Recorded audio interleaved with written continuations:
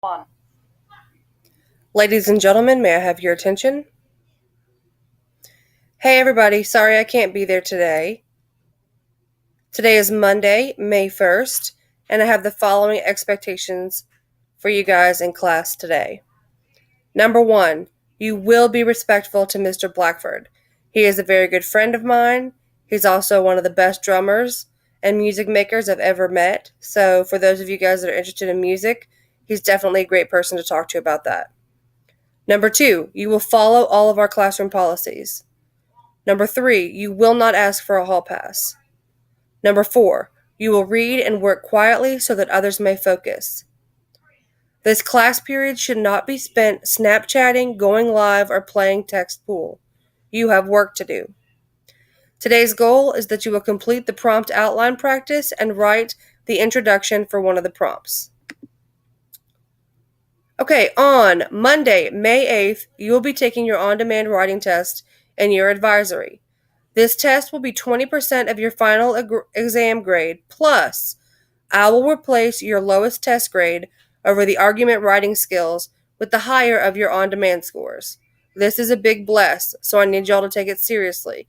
This would be a really great way to improve your grade. There are two prompts on the on-demand test, a standalone prompt and a passage-based prompt. This is nothing new. You guys had to do this last year, and you'll do it next year. So I know that this is all review for you guys. The key to success on this type of writing is to examine the prompt to find out exactly what it is asking it to do, you to do. So I want you to take a look at your worksheet. You guys are going to be taking a look at some sample prompts, and you're going to be making some little quick outlines for if you were going to have to write this on the on-demand test. So I'll go ahead and do the first one with you. The Board of Education has decided to extend the school day for 1 hour because of the increased graduation requirements. Do you agree or disagree with making the school day longer? Write an essay to the Board of Education and argue your point of view. Okay, so that's the prompt that you would get for one of these on-demand writings. Okay, so if I were doing this essay, if I were having to write this prompt, I would make a quick outline with the following information. First, I want to determine what is the purpose of my writing. What is it asking me to do? Is it narrative? Is it informative? Is it compare and contrast? For this one, the key giveaway is the word argue. That means it's going to be persuasive. So, my purpose for writing is going to be to persuade. My audience is right here, the Board of Education. So, my tone, the way that I write, the things that I say, are going to be directed to people like principals and parents and professionals on this Board of Education. So, that's going to really inform my type of writing. The format it's asking is an essay.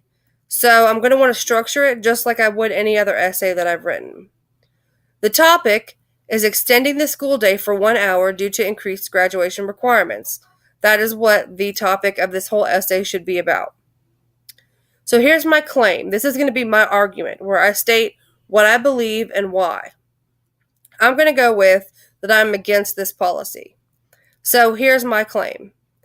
The school day should not be made longer because it would impact students' after school obligations, extracurricular activities, and would unfairly burden families.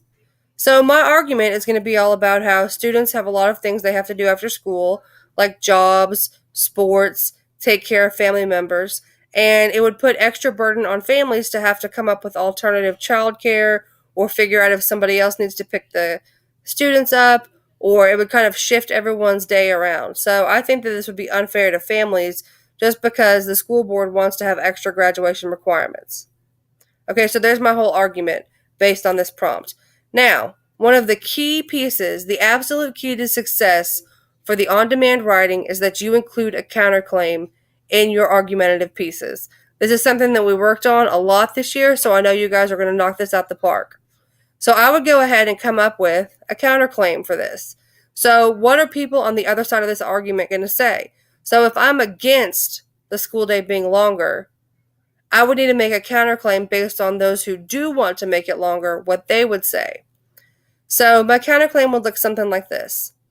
Teachers might argue that we cannot make classes shorter because of the amount of work that is already required to pass tests, and the school year is already very long. So the only way to accommodate the new requirements would be to extend the day. Okay, that's a valid logical counterclaim to what I'm presenting in the claim above. Okay? So you have 5 more of these, 5 or 6 more of these on your worksheet. I want you to do this for every single one of the prompts. Then, when you're done, I want you to practice, hey Justin, I want you to practice your writing skills. So pick one of the prompts and you're going to write a brief introduction to an essay about this topic. Because I want to make sure we're all on the same page about what is expected in writing. Number 1, no questions as hooks. Oh my God, don't do it. Rawr. That's right, no rhetorical questions as hooks. Okay? Be bold, enticing, introduce your topic and why you are writing, and write a strong claim to state your argument. The prompt, practice, and this introduction are due at the end of class today, so get to stepping with your work. If you finish early, get out those quizzes, work on those, or work on your final project for your book. We'll go over these together later this week as we prepare for the on-demand test.